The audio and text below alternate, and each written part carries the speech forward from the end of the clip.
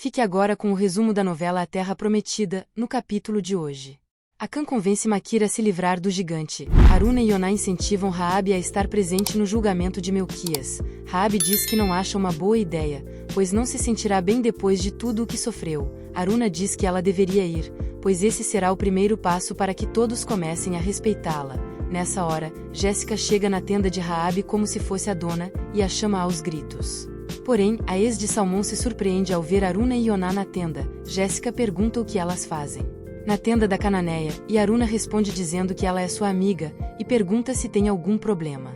Em seguida, Raabe pergunta o que Jéssica faz lá, e a moça fala que foi para falar umas verdades a ela. Com ódio, Jéssica diz que ela pode ter se dado bem dessa vez, mas que não demorará muito para que todos em Israel descubram quem ela é de fato. Raabe pede que ela lhe diga então quem ela é, e sem papas na língua, Jéssica começa a ofender Raabe, e diz que ela não a engana, pois sabe que ela sempre foi e sempre será uma cananeia imunda. Aruna tenta conter Jéssica, e diz que Raabe e sua família não fizeram nada contra ela. Fora de si, Jéssica diz que Raabe roubou o salmão dela, e ameaça ela dizendo que fará ela pagar por ter roubado o seu amado, e afirma que ela pagará muito caro. Após o espetáculo de Jéssica, Aruna pede que Raabe não se importe com o que Jéssica pensa dela, pois é ela quem está se comportando como uma estranha. Enquanto isso, Makira enrola Zaqueu para ficar a sós com o gigante Talmal. No reino de Ai, Kira entra escondida na hospedaria e pede ajuda a Orias. A garota diz que teve que fugir de casa, pois aconteceu algo muito sério. Orias diz que Tileia deve estar morrendo de preocupação, porém, Kira fala que a mãe não se importa com ela, e revela o motivo de ter fugido de casa. Orias repreende a atitude da garota. E diz que sua mãe tem todo o direito de recomeçar sua vida, e pede que a menina a compreenda. No acampamento, Melquias começa a ser julgado. Josué fala para todos que Melquias prestou falso testemunho contra Raabe. Akan tenta defender o filho, e diz que Josué prefere acreditar na palavra de uma estrangeira de fama duvidosa que em um filho de Israel. Josué diz que acredita nos fatos, no que viu e ouviu, e que ele não é a única testemunha, pois estavam presentes Calebe, Quenaz e Salmão, quando Melquias assumiu ter armado uma cilada para difamar Raabe. Indignado, Akan olha para o filho, que confirma tudo. Nessa hora, Raabe chega ao julgamento e todos começam a murmurar. Em seguida, Josué diz que já debateu com Eleazar sobre as possíveis punições nesses casos. Eleazar toma a palavra, e diz que elas podem ser mais graves ou mais brandas, mas que tudo depende de Melquias, e da forma como ele irá se defender. Akan não perde tempo, e se aproxima do filho para lhe orientar. Enquanto isso, Mara e Jogli reclamam da atitude do líder. E falam que os estrangeiros só apareceram para causar problemas. Em seguida, Josué passa a vez a Melquias para que ele possa se defender, porém, ao tentar se defender, o vilão começa a ofender os estrangeiros, vindo a complicar ainda mais sua situação. Melquias tenta justificar sua ação dizendo que só fez isso para tentar proteger Gilgal dos estrangeiros, pois acredita que eles são uma ameaça para o acampamento. Mara grita pedindo a expulsão de todos os estrangeiros. Josué pede silêncio, e diz que não faz sentido temer a um povo que os apoia, que luta e que abraça a mesma fé. Calebe os lembram que Raabe foi uma peça fundamental na vitória contra Jericó, e fala que Melquias melhor que qualquer um deveria ser grato a ela, pois se não fosse por ela, nem ele nem Salmão teriam voltado com vida. Em seguida, Eleazar diz que foi o próprio Deus que ordenou que Raabe fosse poupada com sua família, e que além disso, todos ali devem seguir o que diz o livro da lei, que fala que os estrangeiros que estão entre eles devem ser amados como se fossem natural de Israel, e que afinal, eles também foram estrangeiros no Egito. Josué completa a fala de Eleazar, e diz que se Deus aceitou Raabe e outros estrangeiros, como eles podem renegá-los? Em seguida, o líder diz que não são eles que estão sendo julgados, e sim Melquias, que até agora só fez piorar a sua situação.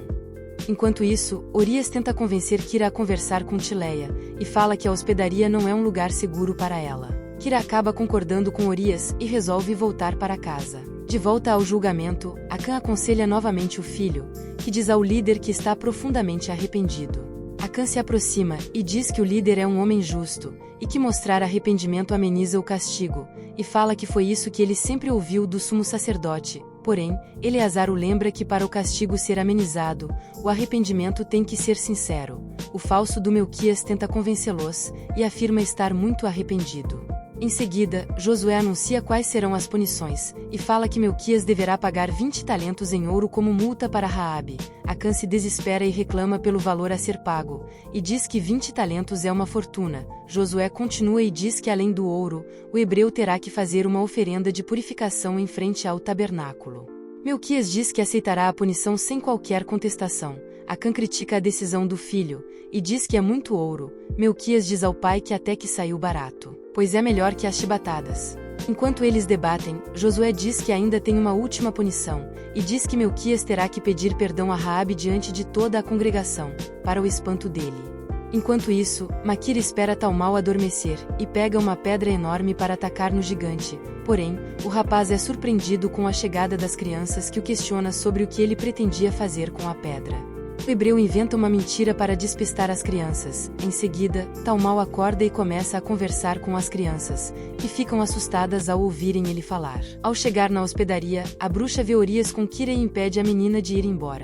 Josué diz a Melquias que só Raabe poderá dizer se o perdoa ou não. Com ódio, o vilão se ajoelha na frente de Raabe e pede perdão. Raabe diz perdoar o hebreu, seja por ele estar com medo ou por arrependimento, mas o que importa é que ela o perdoa. Acã sai furioso pela humilhação que passou. Enquanto isso, a bruxa prende Kira em uma gaiola e pede que Urias passe a alimentar ela, pois precisa deixar ela bem forte. Urias diz que a menina não pode ser mantida presa em uma gaiola, e a bruxa diz que não será por muito tempo, pois logo ela será livre. Após o julgamento, Josué anuncia que está chegando a hora da guerra contra o reino de Ai, e pede que os líderes o ajudem a escolher 3.000 guerreiros, pois será mais que suficiente para vencer o reino de Ai.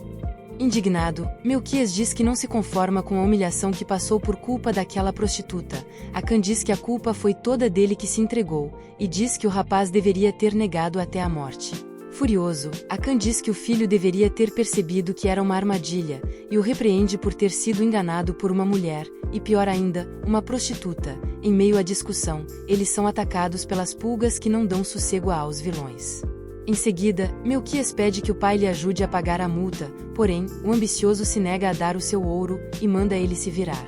Melquias diz que se ele não lhe ajudar acabará sendo açoitado. Acã diz não se importar, pois as chibatadas dói um pouco perto da dor que ele irá sentir se ele perder o seu ouro. Gibar sai em defesa do irmão, e fala que seria uma vergonha maior para a família se ele for açoitado por não pagar a multa, e que se o pai quiser ser um líder algum dia, ele precisa preservar a imagem da família.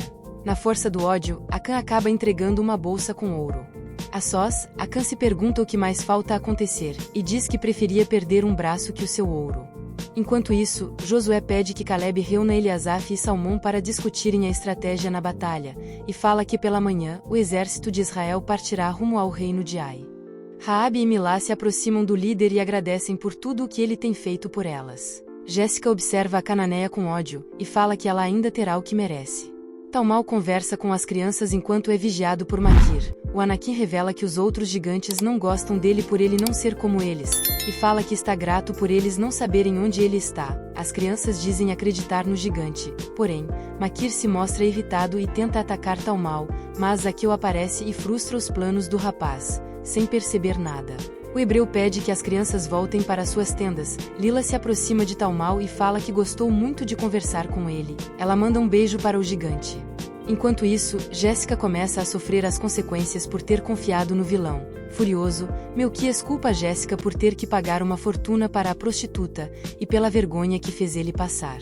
Jéssica enfrenta o vilão e diz que a culpa foi toda dele por ter se entregado. Melquias diz que isso não ficará assim, e começa a chantagear Jéssica. O hebreu diz que se ela não for lhe pagar com ouro que seja pelo menos com outra coisa, e pede um beijo em troca do seu silêncio. Jéssica se recusa, mas Melquias diz que ela terá que arcar com as consequências, após ele contar tudo a Salmão.